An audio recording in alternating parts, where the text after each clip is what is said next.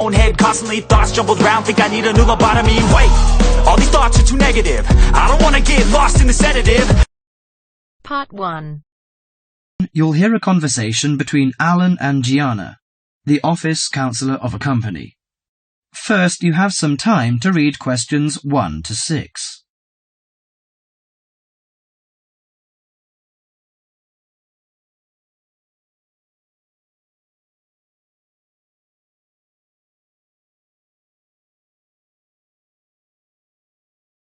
Now listen to the conversation and answer questions 1 to 6. What's up, Gianna? You look like you're in bad shape. Yes, maybe I'll get sick leave from the boss and finally catch up on some sleep. I've barely eaten and slept in days. Those are warning signs of occupational stress. How are things at work? Terrible. After all the layoffs lately, the workload is totally overwhelming for everyone that's left. So I spend every waking moment in the office. I'm kept busy all the time. So you need to take a few minutes break every so often to clear and refresh your mind.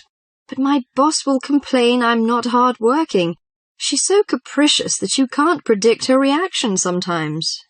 Maybe your boss just doesn't have a clue about how much you're really doing. Keep her updated on your achievements and projects. Also insist that she prioritize everything so you can manage your time better. That's right. I suppose that would help me regain some sense of control, but I'm afraid that she'll take that as a sign of laziness and give me the axe. So take the initiative and hit the job hunting trail now. You'll be surprised at how many opportunities are out there. That's encouraging. Anyway, you should cheer up and get rid of the situation. You know, according to a survey, about 40% of all people find their work very stressful, and 25% develop mental or physical diseases.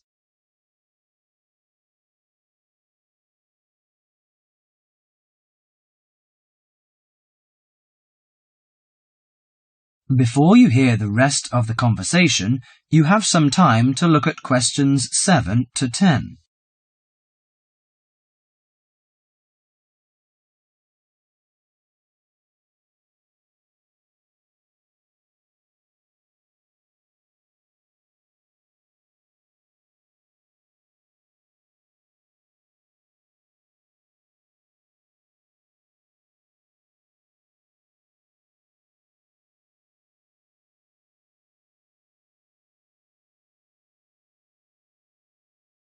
Now listen to the conversation and answer questions 7 to 10. So serious? I didn't know that. How do the problems start? You know, they start when conflicts at work induces stress. Your body reacts by flooding the bloodstream with hormones that tense up your muscles and increase your blood pressure.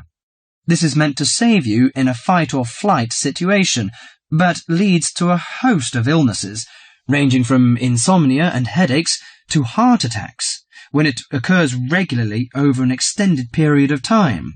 What should I do to prevent such things happening? Well, most occupational stress is attributed to a recognized lack of control. You should act in advance to relieve the problems. For example, you should actively pursue career opportunities rather than quietly worry about getting fired. Of course, you can't control everything, so you need to help your mind and body cope. Keep a journal to release your frustrations, take short walks to calm down, or if necessary, simply take a mental health day. That is the end of part 1. You now have half a minute to check your answers.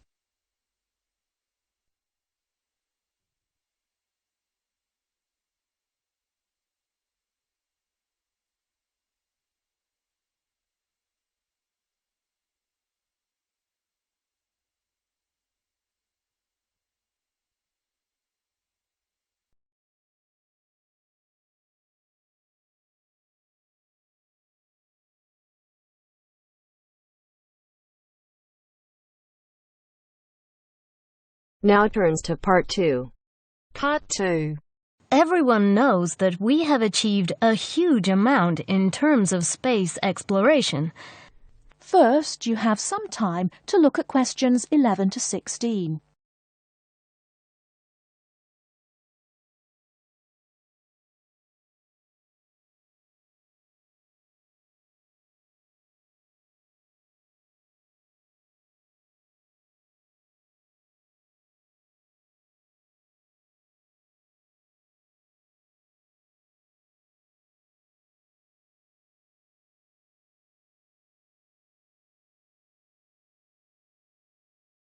Now, listen carefully and answer questions 11 to 16. Everyone knows that we have achieved a huge amount in terms of space exploration. The space race between ourselves and Russia went on for nearly 20 years, but we were the first to land a man on the moon. At that time, the space race was very close, and the Russians very nearly got to the moon before us. For me, the most exciting invention, and the invention that really showed we were ahead in the space race, was the reusable space shuttle. It was first successful in 1981 and has since been used on many missions. The reusable shuttle can carry astronauts on space missions and can serve as a laboratory in which to conduct experiments. It can be used to transport equipment to space stations or to collect or repair satellites. The shuttle carries between 5 and 7 crew members. When a mission is complete, the shuttle fires thrusters, which propel it back into the Earth's atmosphere. It then glides down to make its landing. Before you hear the rest of the talk, you have some time to look at questions 17 to 20.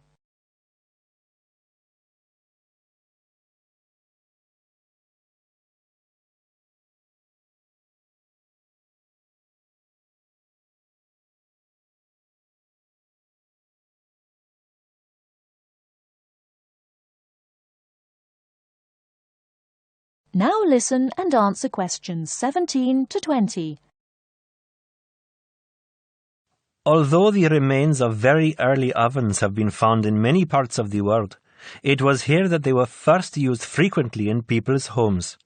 In ancient Greece and in other parts of Europe and Turkey, people used ovens to bake bread. But it seems there was only one large oven that everyone shared. Here the remains of villages from 5,000 years ago show that each mud brick house was constructed with an oven, and that baking bread and perhaps cooking meat was very common. The ovens were made of clay and shaped like a beehive. Inside they had shelves, so that a number of loaves could be cooked together, and an opening at the bottom from which ash could be removed. That is the end of part 2. You now have half a minute to check your answers.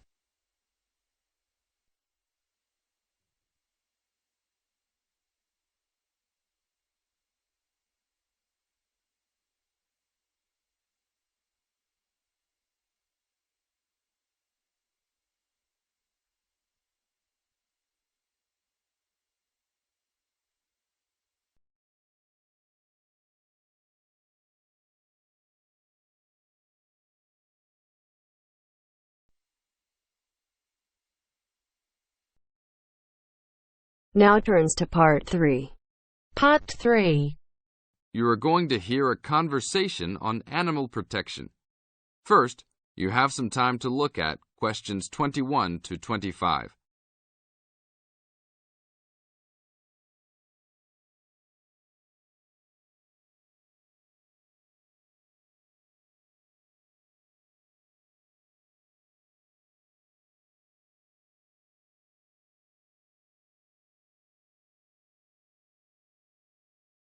Now listen to the tape and answer the questions. Thanks for joining us today, Mike.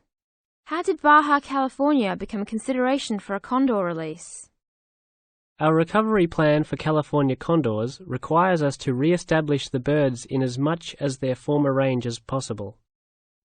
Baja, being the southernmost recent range for the California condor, works well in that they were only recently lost from the area, mid-1930s, and considerable habitat still remains. It is very isolated with very few people in the area. The mountains are spectacular, ranging up to 10,000 feet, or 3,000 meters. Our selected release site is at nearly 8,000 feet, 2,400 meters. Mike, how many birds do you envision flying free in this area, Baja, in the future? We will be releasing 4 to 8 birds on a yearly basis and will reconsider the situation when we have 20 birds in the area. What age do the birds have to be before moving them? That's a good question.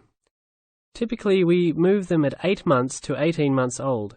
Birds are ready to fledge, or leave, from the nest at 6 to 7 months of age. In our current release group in Baja, we have birds as old as 30 months. It will be interesting to see how they behave. I expect that they will want to range more than younger birds and make it challenging for us to keep up. Is there a maximum number of birds a certain area can support? Yes, it's called the carrying capacity for any area, for any species. In our case, our strategy to find that number is to saturate the environment to a level where we determine that the birds are showing difficulty either in finding food, behaviorally, or in survivorship. That level is greatly determined by the availability of food in the area and nesting possibilities.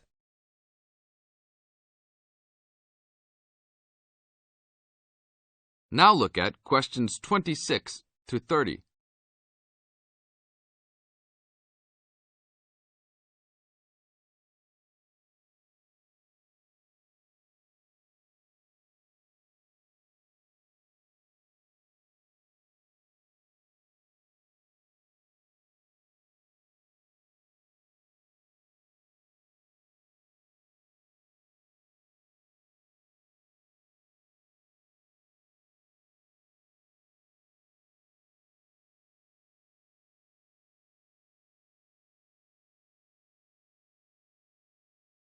As the talk continues, answer questions 26 to 30.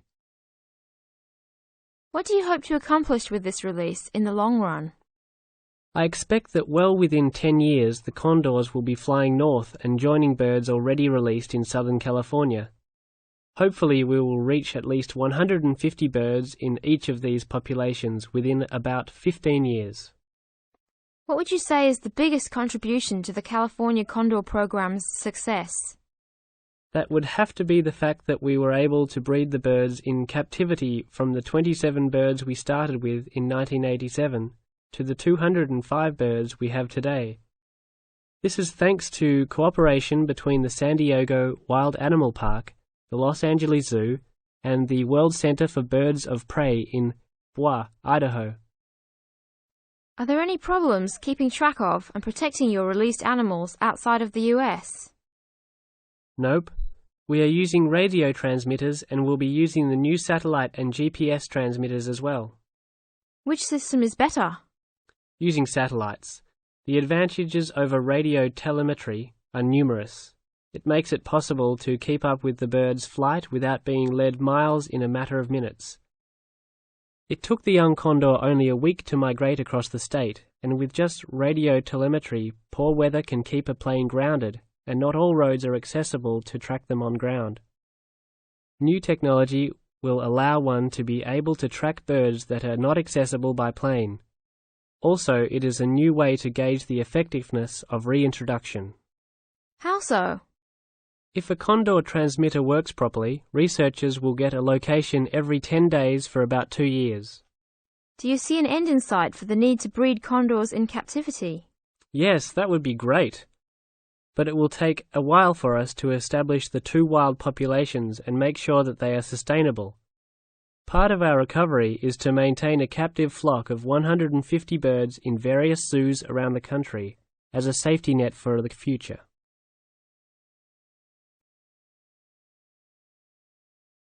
That is the end of part 3.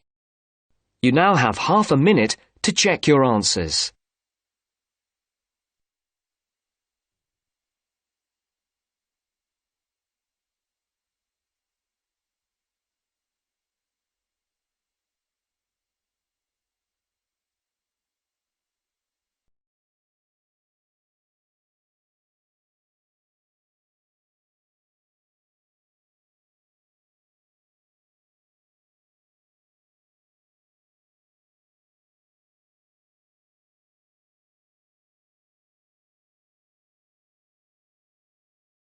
Now turns to Part 4.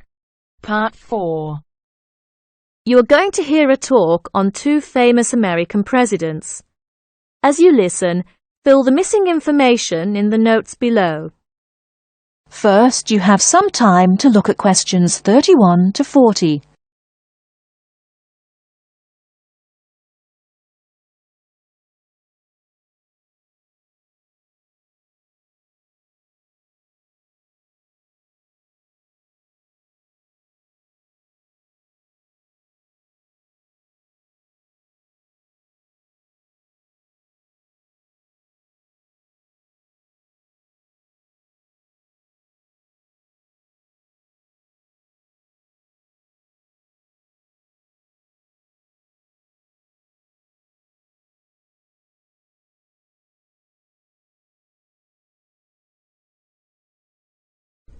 Now, listen carefully and answer questions 31 to 40. John F. Kennedy and Abraham Lincoln lived in different times and had very different family and educational backgrounds. Kennedy lived in the 20th century, while Lincoln lived in the 19th century. Kennedy was born in 1917, whereas Lincoln was born more than 100 years earlier, in 1809. As for their family backgrounds, Kennedy came from a rich family, but Lincoln's family was not wealthy. Because Kennedy came from a wealthy family, he was able to attend expensive private schools. He graduated from Harvard University.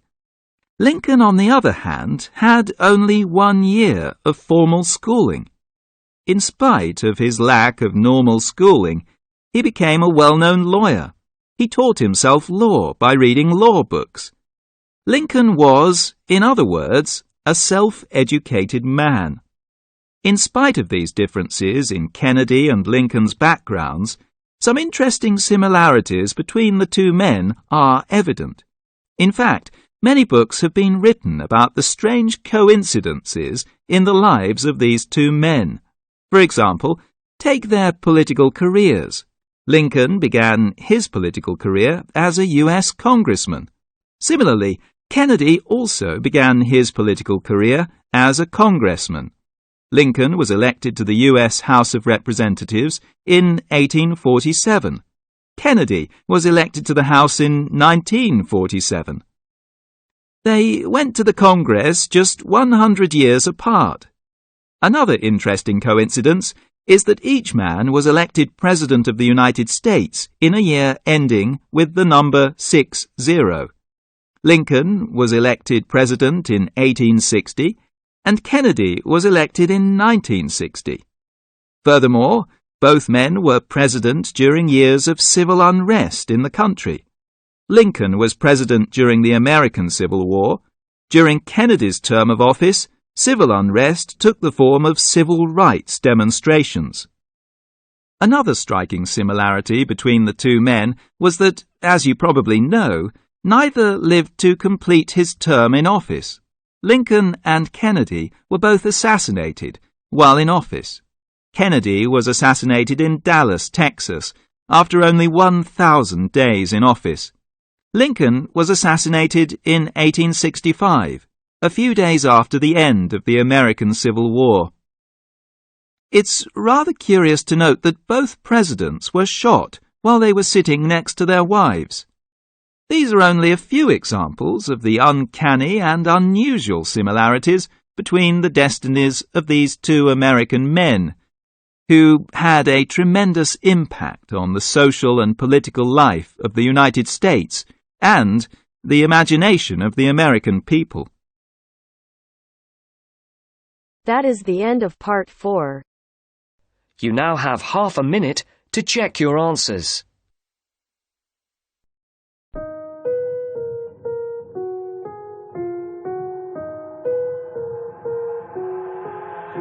I've got an itch I can't scratch, I'm missing a piece that completes a whole part of me, an open wound scar to see. Everybody come here, gather round, welcome to the freak show, the best in town. What the hell's wrong?